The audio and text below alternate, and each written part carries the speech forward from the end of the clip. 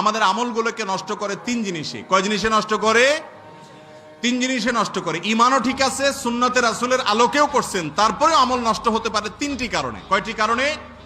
এক, সে আমলটা যদি হয় লোক দেখানো আমল। লোক দেখানো আমল মানে আপনি করলেন, উদ্দেশ্য হলো সবাই একটু দেখুক, এরপর আমার দিকে তাকাইলে আমার একটু শরীরে ভাবসাব আসবে, আমার একটু অবস্থা ভালো লাগবে যে আমি কিছু একটা করেছি, নিজেকে একটা কিছু একটা ঘটাইছি এরকম মনে হবে। লোক দেখানোর মানসিকতা যদি থাকে, এক। নাম্বার দুই, লোক শোনানো।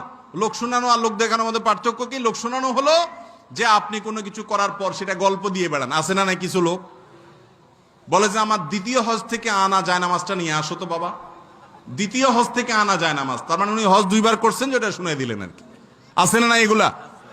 এটা আমি করছি আর কি, এটা আমি দিছি আর কি, এটা আমার দেওয়া আর কি, এগুলা গল্প দেওয়ার লোক আছে না নাই? এটা বলে লোক শোনানো। আমল নষ্ট হয় লোক দেখানো কাজ করলে আর লোক শোনানো কাজ করলে। আর দুনিয়ার কোনো ধান্দা যদি কোনো কাজ করেন, তাহলে দুনিয়ার ধান্দা হাসিল হতে পারে, আল্লাহর কাছে কোনো পুরস্কার পাওয়া যাবে।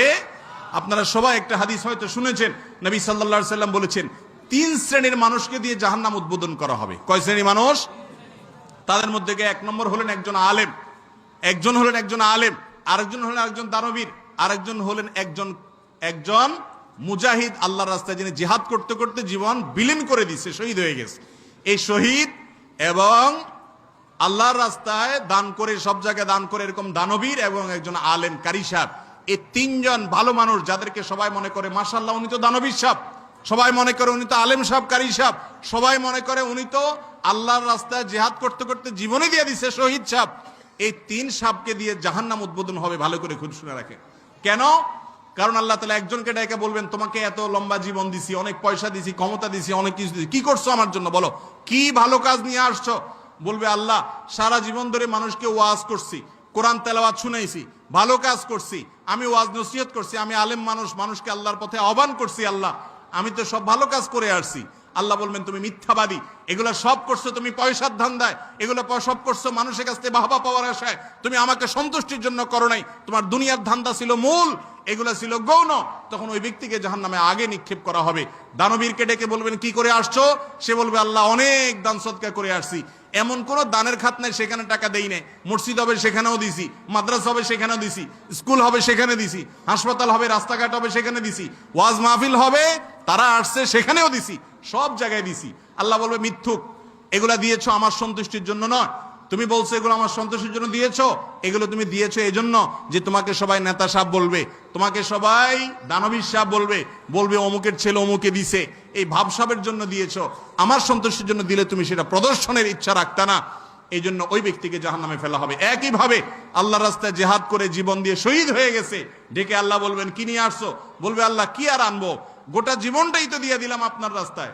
আল্লাহ বলবেন আমার রাস্তায় দাও নাই, তুমি লড়াই করেছো এই জন্য যে তুমি বীর হবে, বাহাদুরি দেখাবা, সবাই তোমাকে বাহবা দিবে, বাহবা দুনিয়াতে পেয়ে গেছো, আমার কাছে এখন আর সেটা পাওয়ার মতো কিছু নাই। এই জন্য আমল নষ্ট হয় তিন কারণে: লোক দেখানো, লোক শোনানো এবং দুনিয়ার উদ্দেশ্যে কোনো ভালো কাজ করলে। এই জন্য আমাদের সমস্ত আমলকে যদি আমরা পিওর করতে চাই, ভেজাল মুক্ত করতে চাই, ইমান ঠিক আছে কিনা দেখবো যাচাই করে, শিরক যেন না থাকে, সুন্নাত অনুযায়ী আমলটা করব, বেদাত অনুযায়ী করব না, মন গড়া পদ্ধতিতে করব না। তিন নম্বর হলো সে আমলটা লোক দেখানো, লোক শোনানো, দুনিয়ার ধান্দা যেন না হয়, শুধু আল্লাহর সন্তোষের জন্য হয়। এই তিন শর্ত থাকলে যে কোনো আমল ছোট হোক আর বড় হোক ইনশাআল্লাহ আল্লাহর কাছে কবুল হবে। একজন সালাফ বলেছেন, রুব্বা আমালিন কাবীরিন তুসাগগিরুহুন নিয়্যা, বিশাল বড় আমল, অনেক সময় লাখ লাখ টাকা দান করছে, অনেক আমল করছে, অনেকবার হজ করছে, নিয়তের ভেজালের কারণে আমলটা বরবাদ। আবার এর বিপরীতে রুব্বা আমালিন সাগীরিন, কত আমল আছে ছোট আমল, তুকাব্বিরুহুন নিয়্যা, কিন্তু তার নিয়তটা হলো আমি কারোর কাছ থেকে কিছু চাই না, আমি মালিকের কাছ থেকে সওয়াব চাই, এজন্য মানুষকে দেখাতে চায় না, শুধু লুকানোর চেষ্টা করে, শুধু মালিককে দেখাতে চায় সে। এই নিয়তটা খাঁটি এবং পিওর হওয়ার কারণে, ভালো হওয়ার কারণে আমলটা হয়তো ছোট, দানটা হয়তো ছোট, আল্লাহর কাছে এটার বিনিময় থাকে অনেক বড়।